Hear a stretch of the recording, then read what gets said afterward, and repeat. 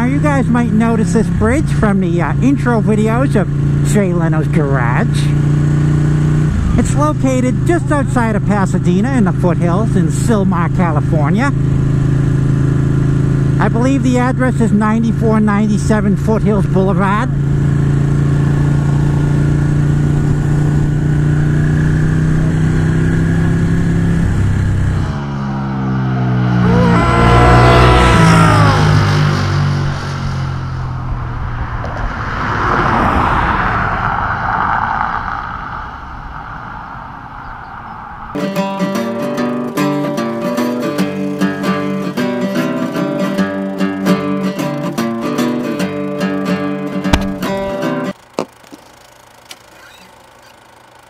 Better be alert. I might just throw a random fry in the middle. Oh, who's faster? That was good. Welcome to another episode of Jay Leno's Garage. What we're going to be talking about today is my overheating 2013 1199 Panigale S. So back in Boston, I never really had issues with the bike overheating because the summer's really, you get into the 80s. You get a few 90-degree days, but mostly 80s. So the bike would hit like, 219, 220. But since I moved out here to California, we get a lot of triples out here, 100 plus days. So I've overheated the bike 2 or 3 times. And when I say overheating, I mean, thing coughs up coolant out of the overflow reservoir. So did some research, and as a lot of you know, the Panigales tend to run hot. So seeing 220s, 220F in traffic isn't unusual. But the last time I went into Santa Monica, I was with a bunch of people, and the bike started overheating and coughing up coolant. I had to pull the bike over.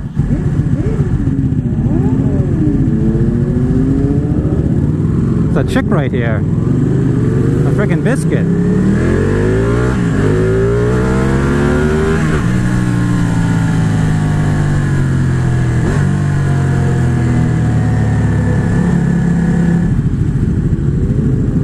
This bike's gonna friggin' overheat. Friggin' Ducati.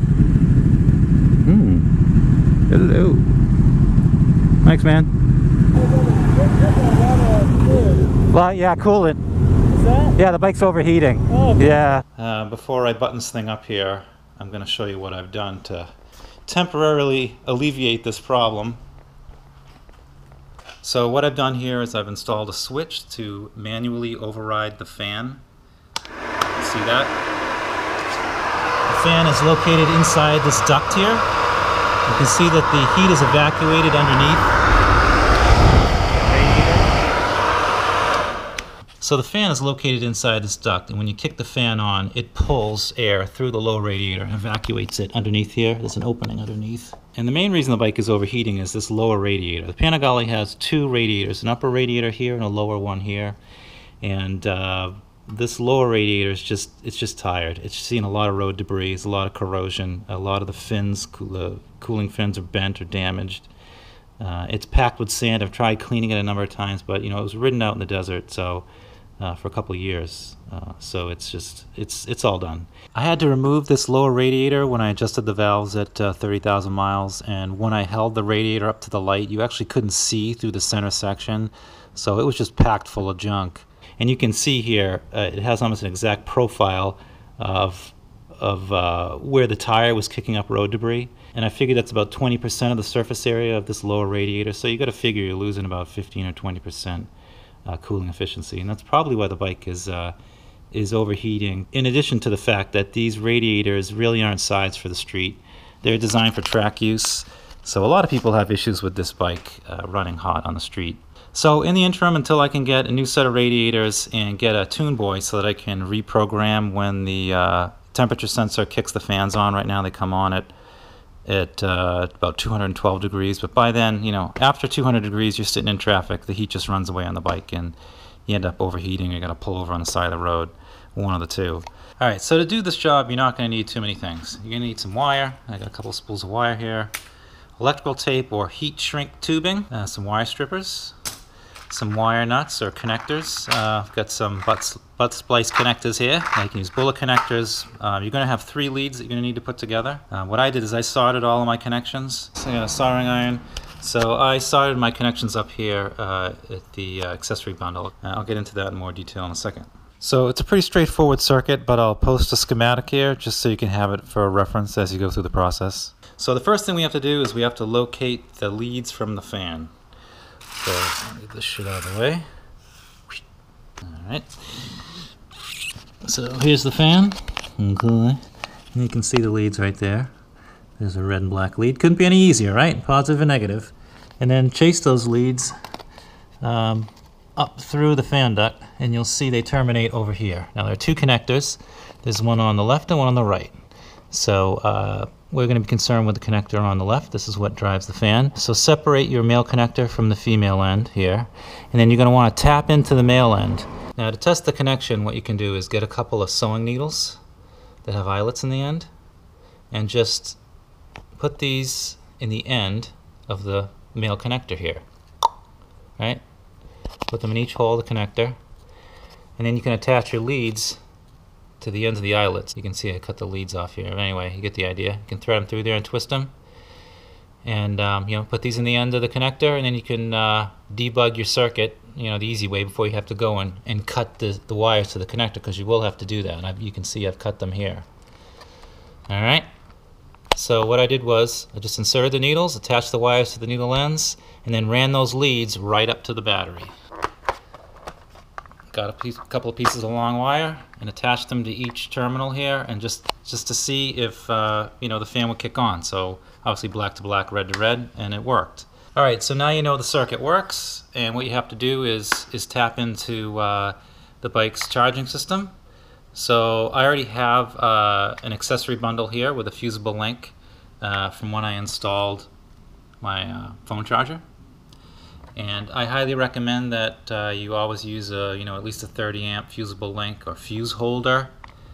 Put that fusible link in line, you know, with your circuit, just so you don't blow anything up. So that's what I did. I tapped into my accessory bundle, and then I ran that to this switch here. Now this is just a 40 amp 12 volt switch that I got at you know, Radio Shack, the SAC, when they were still in business, but you can get them anywhere. Home Depot, AutoZone, whatever. Everyone sells them. Electronic supply store, go online, Amazon. Just make sure they're, you know, 12 volt, at least 30 amp. You'll be good. So that's what I did. I ran the lead from this male connector up, you know, underneath the radiator hose. Make sure it tied it back with zip tie so it wasn't touching the hose, and then just, you know, cut into my accessory line and then ran my switch. Now if you've never wired in a switch, it's pretty straightforward. All you're really doing is interrupting one lead. So, you know, for example, here's my hot wire, my red lead. All you're going to do is cut that lead, attach one end to one side of the one post of the switch, and the other end of the wire to the other post of the switch, and that's it. It just interrupts the flow of the current through one wire. See that? So when you do tap into your power source, you are going to have to cut, you know, your hot and your ground wire, and at each connection you're going to have 3 leads. All right, so if I cut this here, that gives me 2 leads, and then I have the third lead coming in from, you know, the red wire. All right, so I'm going to make that cut, join these all together. Now I soldered them and then put heat shrink tubing over it, but you can just use tape or whatever, however you want to do that, electrical tape. Same thing with the negative wire. And then again, down here at the switch, you're going to have, when you cut it, you're going to have these 3 leads you're going to have to contend with, you know, for each cut. Just be sure that when you run the wire, you're not touching anything that's hot, and also you're not touching the engine case, you're not touching the radiator hoses or anything. So just make sure you do a nice job there. You don't want to have any issues with things melting or catching fire or any of that stuff. And just note, a little caveat here, do not reconnect your fan connector here. What you'll do is, I did this just thinking, well, let's see what happened. You know, maybe there's a diode in here that just controls the flow of current in only one direction, but no. I actually charged the system, which turned on the bike's power, which is very interesting. I didn't try to start the bike. I'm sure you need the pin code to start it, the special key. But, you know, it powers the bike on, so just beware. You do not want to reconnect the connector to the fan. Just leave it hanging here. I just zip tied it. I sealed it, I sealed the end with heat shrink tubing, both ends, just so that water and junk wouldn't get in there from the road. But for me, this is a temporary fix. If you want to make it more permanent, you can do that. So I didn't go too crazy here. So then what I did is I just drilled a little hole in the fuse cover here, and then there's a little nut on top of the switch there. You just screw that down and it captures the switch, and that's pretty much it. But again, do this on your own risk. You are altering the bike away from the OEM spec, so just be aware of that. Okay. Do everything with one hand. In terms of running the bike, now I just got back from trying this out, and it works. What I do is, when I'm in traffic and it's hot and the temperature gets up to like 195, I'll throw the switch on, and it works. It keeps the bike up, keeps the bike around 185 to 190, which is where it wants to run. Actually, what I did when I flushed the cooling system a few weeks ago, so what you want to do is take your radiator cap off, start the bike, run it until it gets up to about 180. Around 185, I started to notice little bubbles, forming in the coolant. And that's the thermostat opening up and allowing the coolant from the radiator or radiators to circulate through the engine's water jacket. So it looks like a 190 thermostat, 185, 190. So that's where you want to run the bike. You want to run it at 185, 190 degrees. That's where it's going to be happy. It seems to run better there. Once you get into 200, you can just feel the bike starting to get sluggish. So that's what I did. I ran the fan till it got down to about 185, and I was moving, and shut it off, and it worked fine. Now, a lot of people will say, this is a track-focused bike. It's meant to be on the track. It was never really designed for the street. So Ducati never intended it to be used on the street as much as I'm using it, and that's why the bike is running hot. But that's just a load of crap. An R1 doesn't run hot. S1000RRs don't run hot. Ducati just didn't properly size the cooling system for this bike, and so it runs hot at low speeds. So anything under 40 miles an hour runs hot. So that's one solution. That's the cheap way to do it. Short-term solution. There's no problem with leaving it wired this way if you do a good job. A thorough job installing your manual switch. You can just leave it that way. But I'm gonna get a Tune Boy when I replace the radiators, and then set the fan to turn on at around 200, 195, 200, shut off at about 190, and then I won't have to. Then I'll disconnect all this. I'll leave the bullet connectors capped on this thing in case I ever want to tap into it again. All right. So there you go.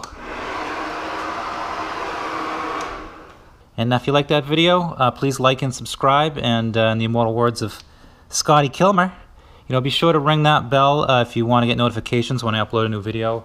YouTube is unsubscribing people from my channel. They've been doing it now for about, actually 2 years. When I released that full retard video, that's when they started unsubscribing people. So, I'm on the shit list. They also don't post, they don't put my new videos in your feed when I post a new video, so be sure you click that bell so you get notifications, and check in on my channel every once in a while just to see what I'm up to. You can also find me on Instagram at afancyanimal if you have any questions or you wanna give me some shit about stuff I'm doing. So that's it, guys. Zip Recruiter. See you later.